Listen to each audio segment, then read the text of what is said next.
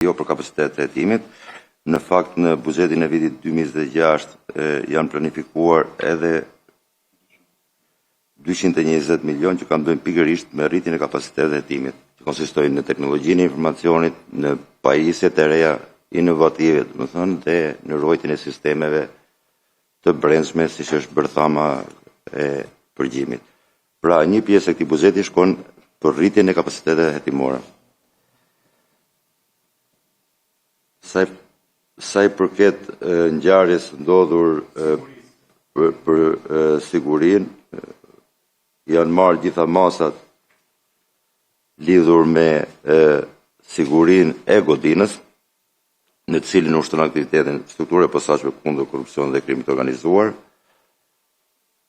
dhe nuk mendojmë që ka një problematik lidhur me sigurinë e punonjësve brenda këtij institucioni, po ashtu edhe për prokurorët e posaçëm, për shkak të veprimtarisë së tyre të përditshme, ka një masë të shtuar të sigurisë të tyre.